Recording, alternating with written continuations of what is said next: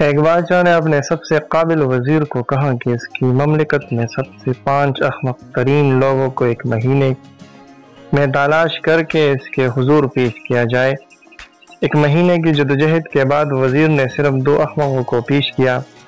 بادشاہ نے ناراضگی کا اظہار کرتے ہوئے کہا کہ میں نے تو 5 احمقوں کو پیش کرنے کا کہا تھا۔ وزیر نے کہا مہاراج مجھے ایک ایک کر کے احمقوں کو پیش کرنے کی اجازت دی جائے۔ وزیر نے پہلا احمق پیش کرتے ہوئے کہا کہ یہ بڑا احمق اس لیے ہے کہ بیل گاڑی میں سوار ہونے کے باوجود اس نے سامان اپنے سر پر اٹھایا ہوا تھا۔ دوسرے احمق کو پیش کرتے ہوئے کہا اس شخص کے گھر کی چھت پر بیج پڑے تھے، ان بیجوں کی وجہ سے چھت پر گھاس اگ آئی ہے۔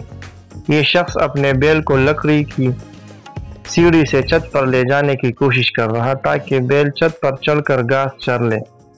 وزیر نے کہا مہاراج بطور وزیر مجھے اہم امور سلطنت چلانے تھے، مگر میں نے 1 مہینہ احمقوں کی تلاش میں ضائع کیا اور صرف 2 احمق تلاش کیے، اس لیے تیسرا احمق میں خود ہوا۔ وزیر نے ذرا سا توقف کیا تو بادشاہ چلایا کہ 4تھا احمق کون ہے؟ وزیر نے عرض کیا کہ مہاراج جان کی امان پاؤں تو عرض کروں۔ بادشاہ نے کہا کہ کہو، تمہیں کچھ نہیں کہا جائے گا۔ اس نے کہا مہاراج آپ بادشاہ وقت ہیں اور تمام رعایا اور سلطنت کے امور چلانے کے ذمہ دار ہیں، مگر قابل ترین اور اہل افراد کو تلاش کرنے کے بجائے آپ نے احمق ترین لوگوں کو تلاش کرنے میں نہ صرف اپنا وقت برباد کیا بلکہ ایک اہم وزیر کا وقت برباد کیا، لہذا 4تھا احمق آپ خود ہیں۔